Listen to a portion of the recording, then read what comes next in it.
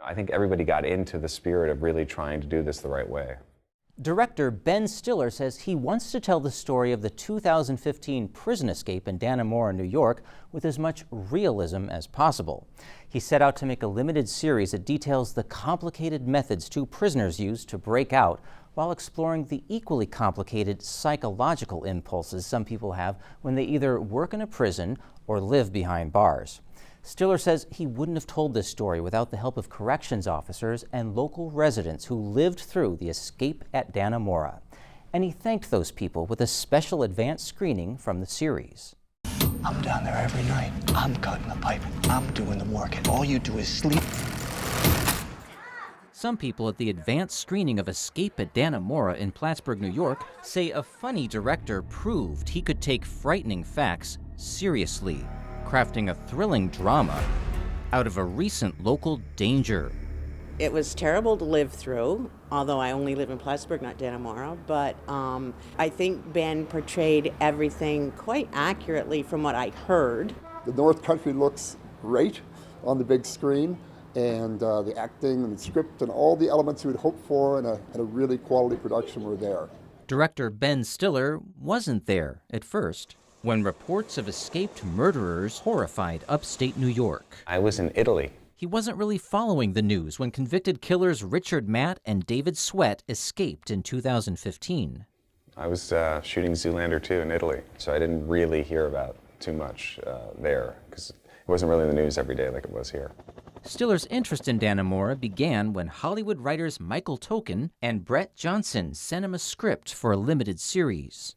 They didn't know much about it, so they sent me these two scripts they had written that kind of fictionalized a lot of it. And I was intrigued because it's an amazing story. But from there, we kind of, didn't really go forward because there wasn't enough information, and really not until the Inspector General report came out in June of 2016.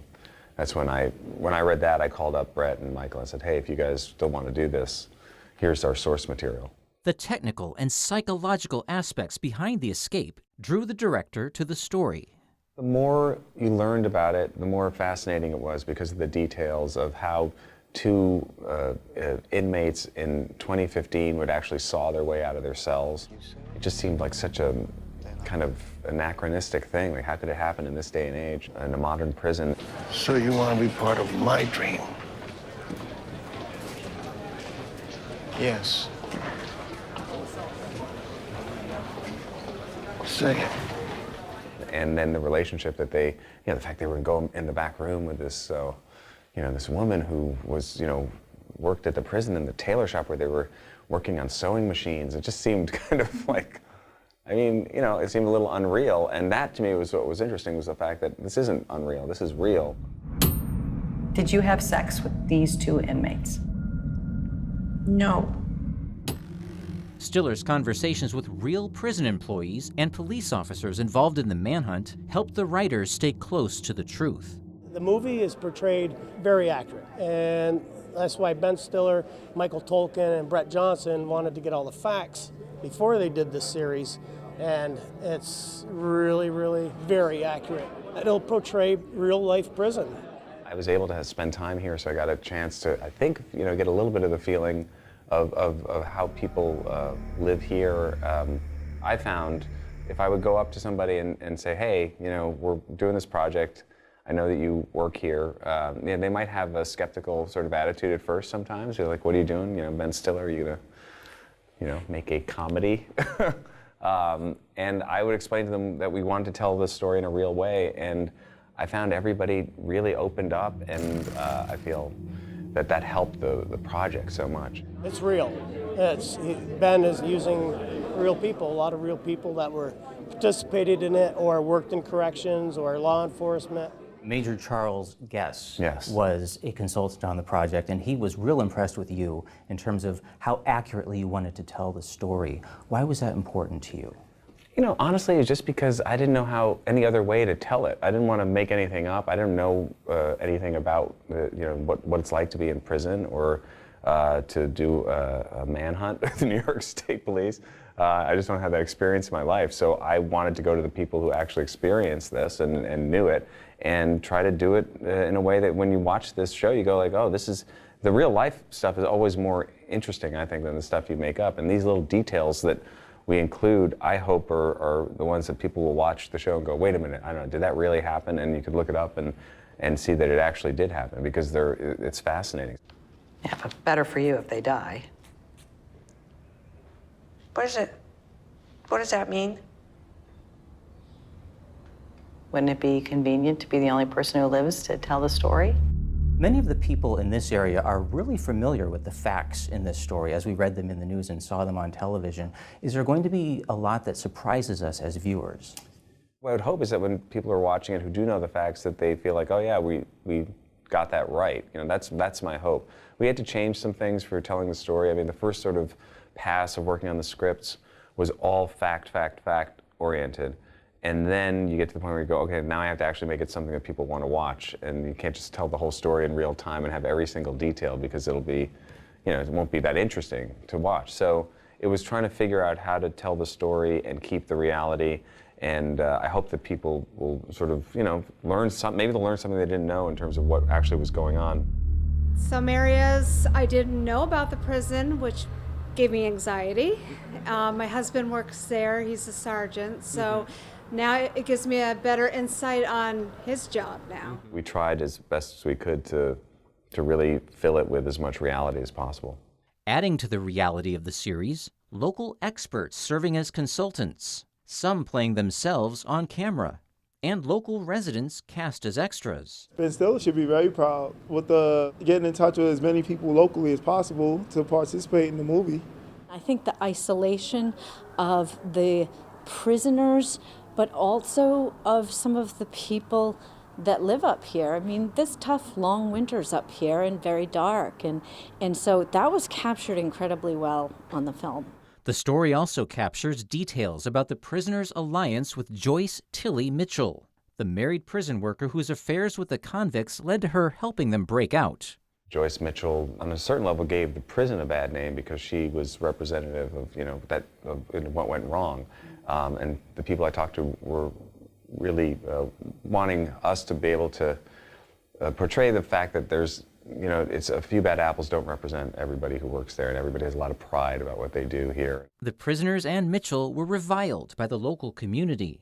But as portrayed by Benicio del Toro, Paul Dano, and Patricia Arquette, these characters show hints of humanity and vulnerability. Yes, you could say they're monsters. They've done horrible things, but people who cross the line, the moral line, or commit murder, and, you know, they're still human beings. So that's why I think we're fascinated in watching stories about these kinds of people. So you want to try to portray a full person. Well, I found it fascinating that one of the inmates was an artist and was teaching the other to paint. Yeah, that's true. You know, Richard Matt and David Sweat both were painters, and Matt did help him learn to paint, and was a talented artist.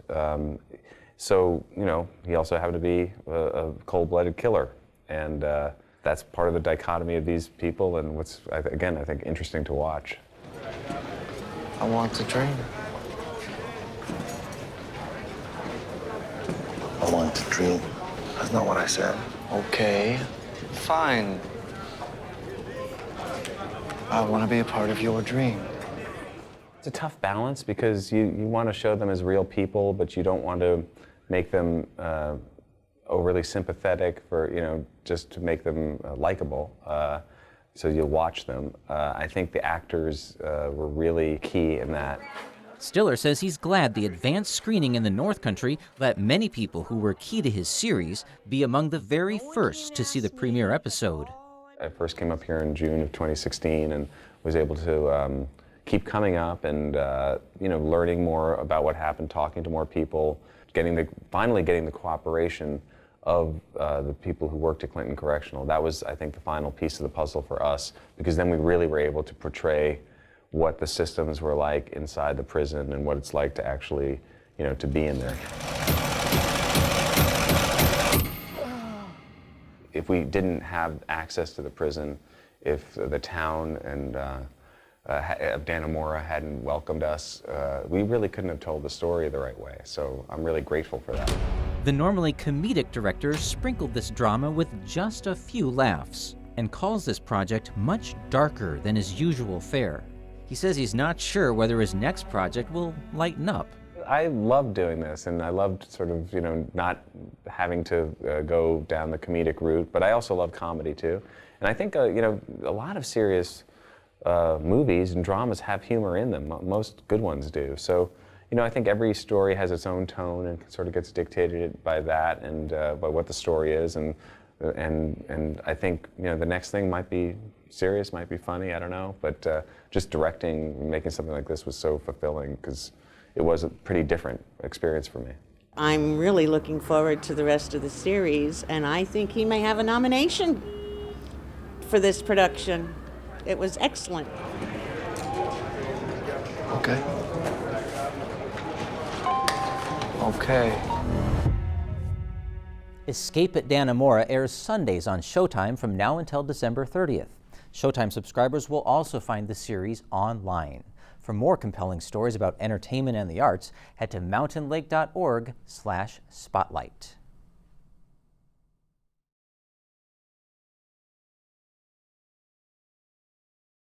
Spotlight is supported by the Glenn and Carol Pearsall Adirondack Foundation, dedicated to improving the quality of life for year-round residents of the Adirondack Park.